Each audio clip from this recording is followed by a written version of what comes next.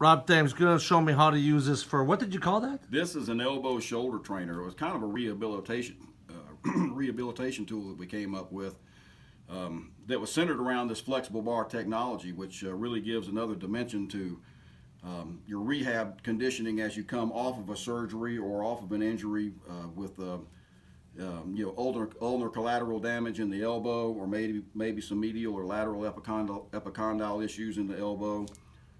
And I also use it for rotator cuff difficulties. Rotator cuffs? Yep. Rena, we got one for you, baby, because this is my wife's got a really bad rotator cuff. All right, now there's 5 muscles that make up the rotator cuff. Okay. So depending on what that might be, this could be a helpful tool. And how would she use that? Well, before I get to that, because you're sitting in a posture position. Sure. How do we use it for the previous two, before the rotator cuff? Well, if I was say I was coming off a Tommy John surgery and I had some ulnar collateral damage, I'm going to try to strengthen this area right here. So I've got flexors and extensors in my forearms, and let's say I just came off of the surgery.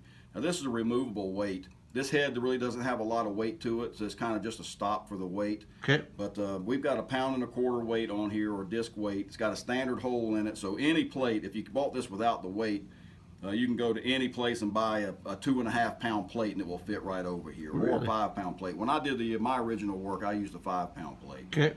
And this is just a crock lock collar. Okay. So it can slide on and off. So everything slides this way off and on to the bar. So you slide it over the handle. Okay. So I've got a 1.25 pounds here.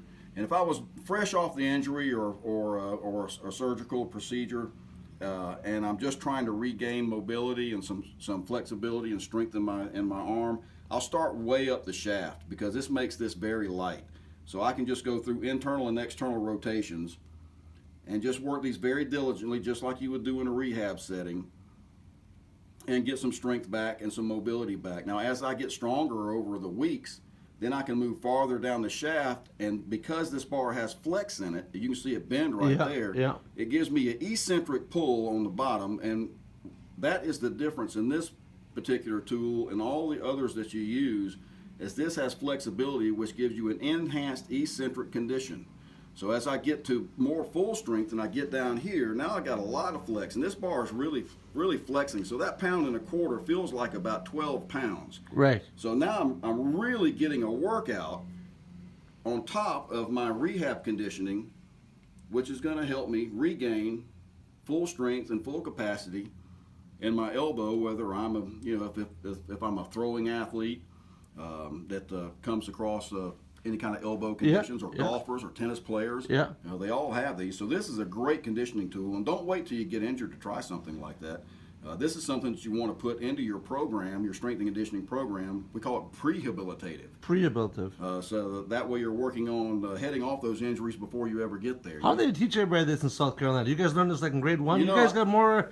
You guys know about more medical terms than anybody I've ever been in my life. That's just because we're so dang smart. I knew that was the answer. Okay.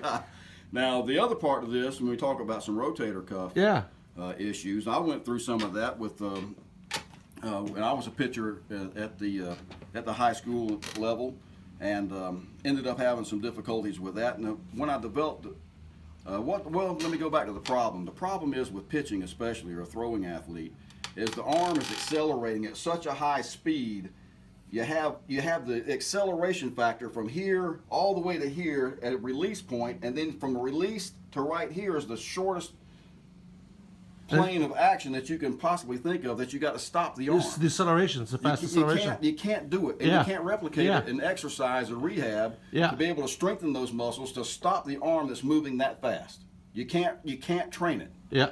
So you have to kind of work or find ways that you can train it, or put some eccentric pull on it that's going to give it a little bit of a common denominator to a throwing motion, or that kind of stress. Oh, I get it. So that's the deal. So if I put my arm, try to get it somewhere where I can get it up to about my throwing level. Somebody carries their elbow a little lower, but as long as you get it to a point.